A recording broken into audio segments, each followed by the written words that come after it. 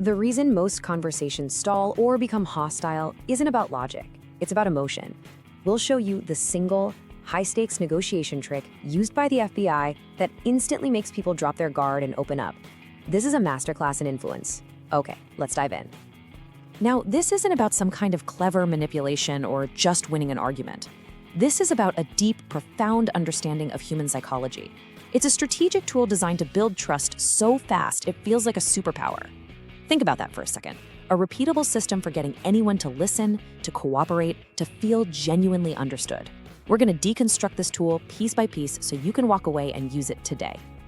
So here's our roadmap. We're going to start with a core idea that feels totally counterintuitive, the influence paradox. Then we'll diagnose the real problem, what we're calling the communication barrier. From there, I'll give you the exact tactical empathy framework the pros use. We'll get into the science of trust that makes it all work, lay out your 3-step action plan, and finally, boil it all down to one single critical idea, the precursor to influence. All right, let's start with a concept that goes against pretty much every instinct we have in a disagreement. It's called the influence paradox. You know, we're taught that to persuade someone, you need better facts, a stronger argument, more logic. But the truth is, to gain influence, you first have to give up the need to be right. You have to willingly step into the other person's reality and validate it, even, and this is the important part, especially if you don't agree with it. You see, the most powerful tools in your persuasion toolkit aren't your words, but your silence. That intentional, strategic silence that just screams, "I'm listening." And what you do with that silence is engage in radical understanding, a genuine, focused effort to see the world exactly how they see it. This is where real influence starts. It's not about convincing them of your reality. It's about understanding theirs so deeply that they feel compelled to listen to you in return. And this brings us right to the heart of it, tactical empathy. Let's be crystal clear about this definition. This is not about feeling sorry for someone or sharing their emotion. It is a skill, a strategic methodology. It's the practice of verbally showing someone that you get where they're coming from and what they're feeling. This is the foundational skill the FBI uses to build trust where there is none, and it's what we are going to master today. So, if tactical empathy is the solution, what's the problem it's designed to solve? We're now diagnosing the single biggest reason conversations completely fall apart. And it's not a lack of good ideas or solid logic, it's a neurological thing. We're talking about the science of what happens inside the brain when a person feels attacked, unheard, or misunderstood. The problem is called emotional flooding. Just think of your amygdala as the brain's ancient, primitive smoke detector. Its only job is to scan for threats. And when someone feels invalidated or ignored in a conversation, that smoke detector just goes off. It screams danger and floods the system with stress hormones. This creates an invisible but very real wall, making any kind of rational thought or collaboration totally impossible. This is stage 1 of a conversational breakdown. The second someone feels like you're dismissing them, this threat detector lights up and all their mental energy shifts to pure defense. They're no longer your collaborator, they're your opponent. They stop listening to understand and start listening for holes in your argument so they can attack. Their entire system is primed for a fight. And this, right here, is the direct consequence. Once the amygdala hijacks the brain, it cuts power to the prefrontal cortex. That's the modern, logical, problem-solving part of the brain. At this point, your perfectly crafted arguments, your data, your spreadsheets, they are all completely useless. You are literally talking to a part of their brain that is offline. It cannot process logic, only threats. And this is the end result. In this state of emotional flooding, collaboration isn't just difficult, it is neurologically impossible. The only things on the table are fight, flight, or freeze. This emotional state is the real barrier you have to overcome before any progress can happen. This is the wall we need to tear down. So that leads us to the critical question, right? If logic doesn't work, what does? How do you calm down that overactive threat detector in someone else's brain? How do you systematically get around these emotional guardrails and get their rational mind back online so you can actually solve the problem together? The answer is the tactical empathy framework. And listen, this isn't some vague philosophy. It is a precise, systematic set of tools. Think of these as the keys that unlock the emotional gates and allow a real conversation to actually start.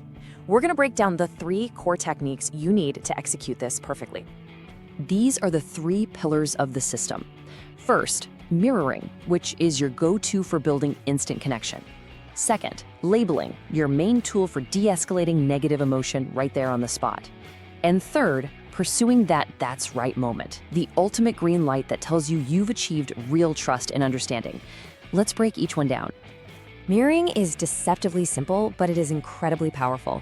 All you do is repeat the last 1 to 3 keywords they just said, but with an upward, questioning tone. So if they say, "This whole project has been incredibly frustrating," you simply come back with, "Incredibly frustrating." It works because it's a subconscious signal that you are listening intently and you're in sync with them. It makes them feel safe, and it encourages them to expand on their thoughts without you having to say a thing. Next up is labeling, and this is the master tool for de-escalation. This is the act of verbally identifying their emotion with phrases like, "It seems like you're feeling," or "It sounds like you're concerned about." See, when you accurately label a negative emotion, you move their focus from that raw emotional amygdala to the rational prefrontal cortex. You essentially make them an observer of their own emotion, which instantly dials down its intensity. And these 2 words are the holy grail of any negotiation or tough conversation. "That's right" is totally different from "you're right." "You're right" is basically admitting defeat. But when someone says, "That's right," what they're really saying is, "You get it, you understand me." It is the definitive signal that you have broken through the barrier, you establish trust, and now, only now, can you start talking about solutions. So we've covered the what. Now let's dig into the why. Why is this framework so devastatingly effective? We're going to look at the neuroscience. This isn't about being nice. It's about strategically hacking the brain's defense mechanisms to create an environment where trust and collaboration can actually happen. Let's just contrast the 2 brain states we're dealing with. On one side, you have the amygdala dominant state, pure threat response and defensiveness. On the other, the prefrontal cortex is in charge, which enables logic and problem solving. The entire goal of tactical empathy is to shift the other person's brain from that first state to the second. So how does it make that shift? 3 ways. First, techniques like mirroring and labeling bypass the amygdala. They act as safety signals, basically telling the brain's threat detector to stand down, which lowers the stress hormone cortisol. Second, it harnesses the power of validation. When you accurately label someone's feelings, their brain releases oxytocin, the trust or bonding hormone. It's a chemical reaction that creates an immediate connection. And finally, it prevents cognitive dissonance. By validating their reality first, you're not forcing them to choose between their view and yours. You start where they are, which makes them far more willing to move toward a solution with you. This is the formula. This is the chemical cascade you are intentionally setting off. An accurate label leads directly to a release of oxytocin, which generates a feeling of safety and trust. It's a direct, repeatable process for building rapport out of thin air, even in the most hostile situations. It's not magic, it's biology. Okay, now for the most practical part of this whole explainer. We've covered the theory and the science. It's time to make this actionable. This is your direct, non-negotiable protocol for putting tactical empathy to work starting today. Think of these as drills to build that muscle memory. We're revisiting our 3 pillars, but this time, it's your action plan. This is the exact sequence for your next high-stakes conversation. First, the mirroring drill. Second, the labeling tool. And third, the unwavering pursuit of your "that's right" victory. Here are your precise instructions for drill number 1. Your target is the first 5 minutes of your next important conversation. Your action is simple. Just mirror. Consciously repeat the last 1 to 3 words they say with a calm, curious tone. Don't overthink it. Your goal here is to build that initial connection and get them talking more, which gives you more information to work with. This is your go-to tool for de-escalation. The minute you hear emotion, frustration, anger, disappointment, use this exact script. Notice it starts with "it sounds like" or "it seems like." This is so important. It's not a declaration, it's an observation. It gives them the power to either correct you or confirm. Saying, "It seems like you feel this process is unfair," is the key that unlocks the emotional door and lowers the temperature on demand. And finally, this is your mission objective. Do not, and I mean do not, start suggesting solutions, presenting your ideas, or asking for anything until you have heard the words "that's right." It is your non-negotiable green light. Getting that "that's right" is your victory condition. It's the ultimate permission slip from their brain, telling you, "Okay, I feel understood, and now I'm ready to listen." We have covered a lot of ground. the paradox, the problem, the framework, the science, and the action plan. Now we're going to boil all of this down to its absolute core principle, the one thing you have to remember above everything else. So, after going through this entire high-stakes negotiation framework, what is the single foundational lesson here? If you forget everything else, what is the one idea that will change the way you communicate forever? Here it is. You cannot get to logic without first going through emotion. You have to address the feeling first. Show them you understand their emotional state, their vulnerability, before they will ever give you access to their rational mind. Logic doesn't create trust. Demonstrating understanding does. And here is your challenge. Not next week, not tomorrow. In your very next difficult or important conversation, I challenge you to use the labeling tool. Just once. When you sense emotion, just say, "It sounds like you feel," and then watch what happens. This is your first step to instantly opening the door to cooperation. All right, let's wrap this up.